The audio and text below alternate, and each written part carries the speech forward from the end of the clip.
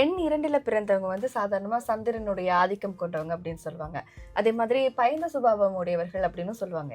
எண் 2ல் பிறந்தவங்களுக்கு இந்த ஆண்டு எப்படி அமைய போறது? அத பத்தி கொஞ்சம் சொல்லுங்க. உண்மைக்குமா என் 2 எண் வந்து பாய்ந்த சுபாவம் கொண்டவர்கள் தான். இவங்ககிட்ட ஒரு பழக்கம் இருக்குது. என்னன்னு சொன்னால், கதவை மூடிட்டு திருப்பி வந்து திறந்து பார்ப்பாங்க, மூடணுமா இல்லையான்னு சொல்லிட்டு.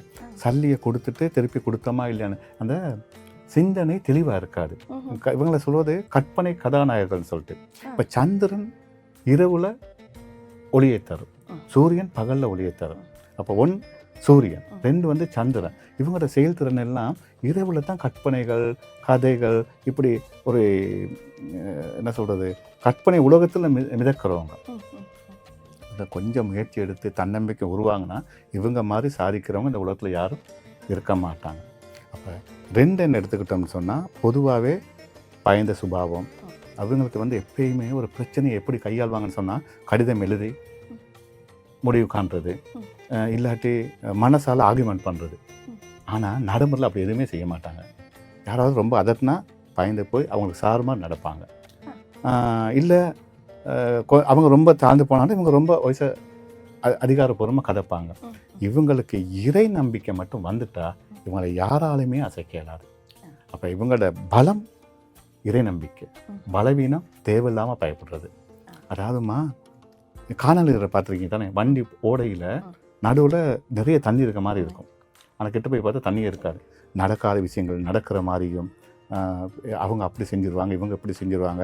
ஒரு கொஞ்சம் நேரம் ஒரு மனிதர் இவங்களை பார்த்துக்கிட்டு இருந்தால் யோசிப்பாங்க, ஓ தன்னை பற்றி தான் பார்க்குறாங்க, என்னை பற்றி தான் தேடுறாங்க, ஏன் தேடுறாங்கன்னு சும்மா பயம் வரும், அர்த்தம் இல்லாத பயங்கள். இதுகளை தவிர்த்துக்கிட்டாங்கன்னு சொன்னால் வாழ்க்கை மிக சிறப்பாக இருக்கும். அடுத்தமா 11ஆம் தேதி அற்புதமான நம்பர், நினைச்ச விஷயத்தை சாதிக்கக்கூடியவங்க. இவங்க விளையாட்டுத் துறையில் மிக சிறந்து விளங்குவாங்க. தன்னம்பிக்கை மிக்கவர்கள். தண்ணிக்குள்ளே நெருப்பை கொண்டு போவாங்கன்னு சொன்னாலே அந்த ஆற்றல் இருக்கும் இவங்களுக்கு.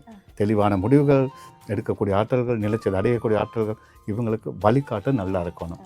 தீமையான நண்பர்கள், அதாவது சுற்றுச்சூழல் ஒழுங்கு இல்லாமல் அமைஞ்சிருச்சுன்னு சொன்னால் அதோடு இவங்க போயிடுவாங்க. இவங்களுக்குமா இந்த என்ன சொல்கிறது, மனோரஞ்சித மலர் கேள்விப்பட்டிருக்கீங்களா? கேட்குற வாசத்தை தரும்.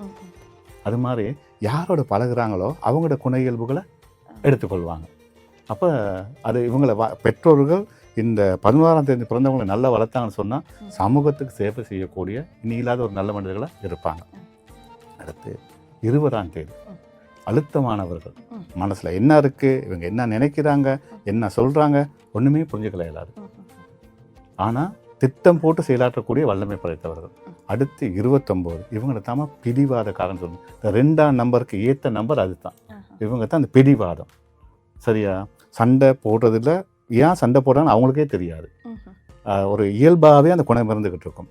சில நேரங்களில் இந்த பிறப்பெண் கூட்டன்னு சொல்கிறேன் தானே, சில நேரத்தில் கூட்டெண் சாதகமாக இருந்தால் 5ஆகவோ 1ஆகவோ அப்படி கூட்டெண் சாதகமாக இருந்தால் இந்த பலன்கள் மாறும்.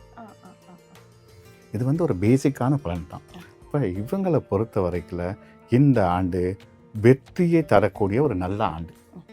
அதாவது 2, 11, 20, 29 இந்த ஆண்டுக்காரங்களுக்கு வந்து வெற்றியை தரக்கூடிய மிக சிறந்த நல்ல ஆண்டு. அதாவது கடந்த காலத்தில் இருந்த கவலைகள் மறையும். போட்ட திட்டங்கள் வெற்றி அடைவதற்கான வாய்ப்புகள் வரும். எதிர்பாராத வாய்ப்புகள்மா ஒரே நேரத்தில் 2-3 வாய்ப்புகள் வரும். அதை செய்வோமா இதை செய்வோமா அப்படி வாய்ப்புகள் வரும். கொடுத்த வாக்குறுதி நிறைவேற்றலாம். இப்போ சில நேரத்தில் நிறைய நேரங்களில் கருத்து முரண்பாடுகள் பிரச்சனைகள் ஏன் வருது சொல்லுங்க பார்ப்போம். நம்ம சொல்கிறத செய்யாதனால. ஏன்னா அந்த நேரத்தில் தைரியமாக இருக்கும், சொல்லிடுவோம் ரைட் நம்ம செய்கிறோன்னு சொல்லிட்டு. ஆனால் காலம் வரும்போது அதை செய்கிறதுக்கு ரொம்ப கஷ்டப்படுவோம். அந்த மாதிரி ஒரு சூழல் இந்த ஆண்டில் உருவாகாது. தெளிவான முடிவுகள் எடுப்பாங்க, திட்டம் போட்டு செயல்பாட்டுவாங்க. பிரிஞ்ச உறவுகள் ஒன்று சேரும். திருமணம் ஆகாத மாதிரி இருந்தால் இளைஞர்களை பொறுத்தவரையில் திடீர் திருமணம் நடக்கும். பிரிந்த காதல் ஒன்று கூடும். உடல் ஆரோக்கியம் சிறந்த விலகும். இப்படி பல நன்மைகள் கொண்ட ஒரு ஆண்டாக தான் இந்த ஆண்டு அமையுது. அப்போ இவங்க வந்து 2ஆம் நம்பர் ஆட்கள் எல்லாருமே வந்து திட்டமிட்டு செயல்பட்ட இந்த வருஷம் அவங்களுக்கு நிச்சயமாக. சரி.